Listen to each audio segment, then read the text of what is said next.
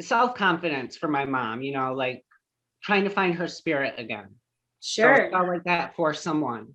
Yeah. Yes. Yes. So in thinking about that, because that could be very, very big, right? Confidence, self-love, there could be a lot of different elements, but one that you could fine tune would say helping her find her intuitive side, like helping her listen to her intuitive side. And then it's just, you make it as short as possible. And then that becomes the thing that you just say over and over and over again in your spell. Well, not in your spell, but while you're in your space. Right. Okay. Laura, what about you? What spell might you have thought about doing? Well, what I'm working on, is sewing these pieces that I do. They're like a little they're like a worry bead or something you could carry in your pocket. And every time you touch it, you'll be reminded of what it says about you. And I stitch the sigils on them. And Yes. so I'm working with my son now, trying to get one for him. And I asked him to think about either something he wanted to amplify in his life or bring into his life. And he came back to me with, well, I want peace and understanding. And I'm like, son, that's far too broad. Let's work that down. Let's work that down. Let's get down to I'm trying to work on getting things to be simple, explicit like that. Yes. So I said, how does that go for you? How do you envision that? And he says, well, he says, my current mantra is, yes, thank you. And I said, that's good. So does that mean that Graham is thankful? Is that what you want? Graham is grateful. Is that, would that be the thing you want? So I'm trying to learn and trying to help him narrow it down to simplicity, to be the one thing that you really want. People, they start off with a big broad thing. Yeah. It's like, no, I can't, that. Or maybe I could, but not yet, let's say. Not yet. That's a better way to put it. It's not that you ever can't, it's that not yet, for sure.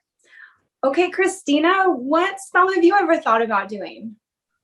So I've thought a lot about maybe doing some sort of protection spell to keep the people that I love safe, because, yeah, especially now, but also just like accidents happen and that's never fun. So yeah. And what about for yourself? Do you ever think about doing a protection spell for yourself? Yeah, I've considered that too. I love it. As new witches, we're always looking at how we can help our other people first, and we sort of turn to helping ourselves last.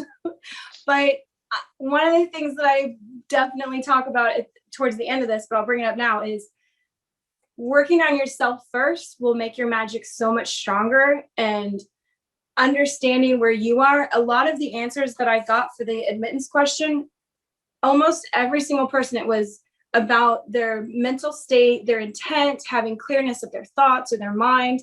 That all comes from inner work. That all comes from taking care of us first, then taking care of other people. It's that whole, I'm going to get it wrong, oxygen masks. It's the oxygen mask analogy, right? We got to put our own on first and then do it for other people. Yeah. I was thinking of another mask and I'm like, airplane. What is on an airplane? The oxygen masks. I definitely began the same way.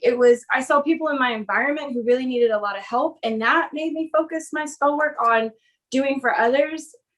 And then I guess I got to a point where I was alone because everybody had moved on, or, I moved to a new place, and I thought, oh man, all right, I think I need to start doing some stuff for me. I need to feel safe and protected. I need to, find a better relationship or feel comfortable in my home or whatever it is. So it wasn't until I was alone, like in a new place, new town, didn't know anybody, where I started focusing mostly on myself. And then that became like a 10-year obsession. So being solitude allowed me to go inside of myself in a deep manner that I really didn't talk to anybody about it either, because I was figuring it out. I'm like, I don't want to tell people this yet because I don't understand it.